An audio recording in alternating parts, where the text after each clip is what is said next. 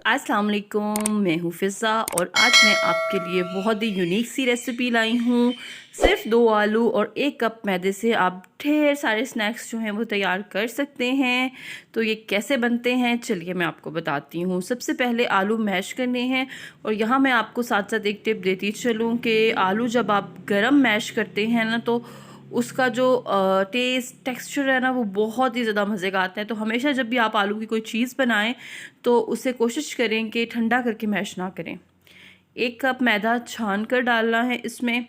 फिर इसमें तमाम मसाले डालने हैं, नमक, लाल कुटी हुई मिर्च, आप अपने हिसाब से स्पाइसेस ऐड करें जितना स्पाइसी आप पसंद करते हैं।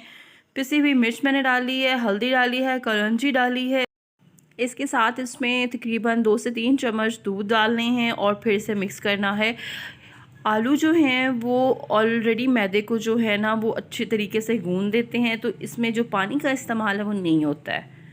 कोशिश करें कि आप जो सारा जो आटा है वो दूध से ही गूंदें, क्योंकि दूध 4-5 चम्मच से या 3-4 चम्मच से ज़्यादा नहीं जाएगा। ये जी डो जो है वो मैंने तैयार कर ली है। अब आते हैं तो 2 मज़ेदार चीज़ें हैं ना उनकी तरफ।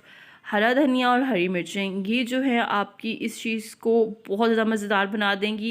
एक और चीज़ है ऑप्शनल, अगर आप डालना चाहें तो आप पुदीना भी थोड़ा सा इसमें शामिल कर सकते हैं। ये हरी मिर्चें मैंने अब डाली हैं।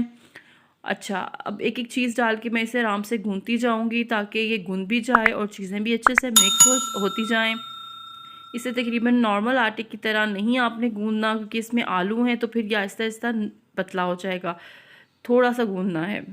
फिर थोड़ा-सा आपने खुश्क आटा लगाना है, मैदा आटा जो मर्ज़ी लगा लें और उसके बाद आपने इसकी रोटी बेलनी है। रोटी मैं आपको दिखाती हूँ कि मैंने कितनी पतली बेली है। इसको ज़्यादा मोटा नहीं बेलना, ठीक है ना? तो आपने इसे नॉर्मल देखिए इतना पतला रखना है। ज़्यादा मोटा रखेंगे थोड़े से ये फूल भी जाते हैं, फिर वो अजीब से हो जाएंगे। तो मैं इसे स्टार शेप में कट कर रही हूँ। आपके पास जो भी अवेलेबल हो उस चीज़ से आप कट करें, वो शेप दें।